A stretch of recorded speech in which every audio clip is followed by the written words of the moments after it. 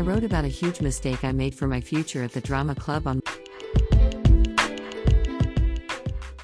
After 2.5 years of training and backstage work in the drama club at junior high, I was close to getting a role in a school play.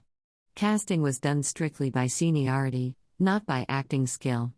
A leading role automatically went to the club captain, and the higher grade at school a member was in, the better role she got. The club was a joint activity of the high school and the junior high. I was already in the 9th grade, and many senior members at high school either graduated or quit. As a result, I rose to a candidate for the last bit part that had only 2 lines. The part was normally to go to Miss Fujiwara, who was a freshman at high school and so 1 year senior to me. But since she joined the club at the same time as I did and our careers were equal, the bit part came down to either her or me.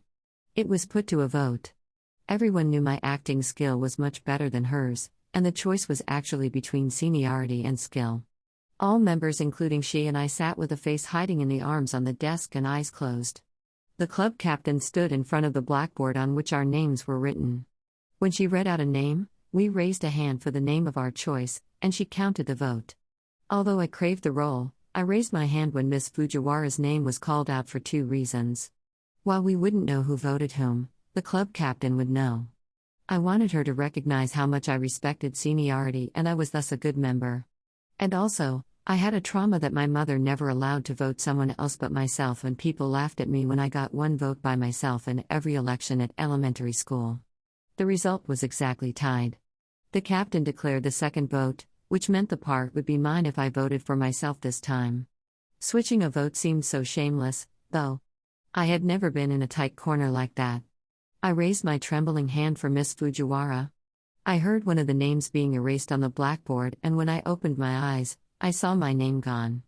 Miss Fujiwara got the role. Right away, an enormous feeling of regret came over me. I went home shivering, realizing I had made a huge, irretrievable mistake. And it really was.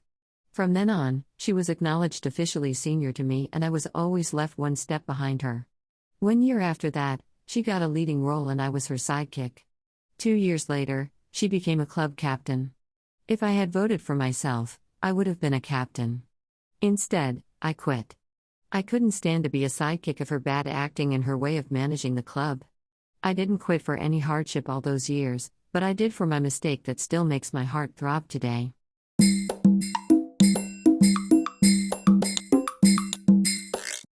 Audiobook, Japanese Dream by Hitomi Woods, on sale at online stores or apps. Apple, Audible, Google Play, Nook Audiobooks, 43 available distributors in total.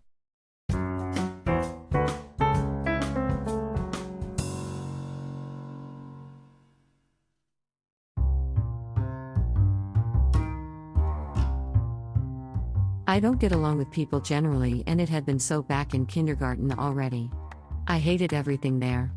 Other kids seemed too stupid and childish to me. The activities in the class were relentlessly silly. The teachers treated us like a bunch of fools. But seeing other kids do, I always thought they were actually a bunch of fools. I wish they grew up and got smarter fast. Soon after I got into kindergarten, going there every day became a torture to me. Sleeplessness on weekdays was my norm. I got fed up with the whole stupidities there and stopped talking with anybody.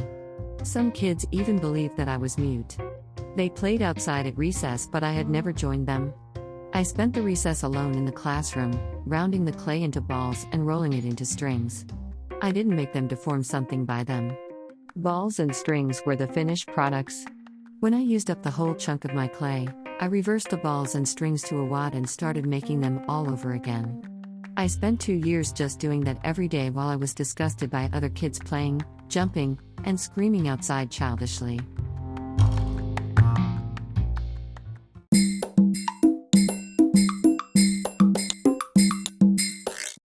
Audiobook, Japanese Dream by Hitomi Woods, on sale at online stores or apps. Apple, Audible, Google Play, Nook Audiobooks, 43 available distributors in total.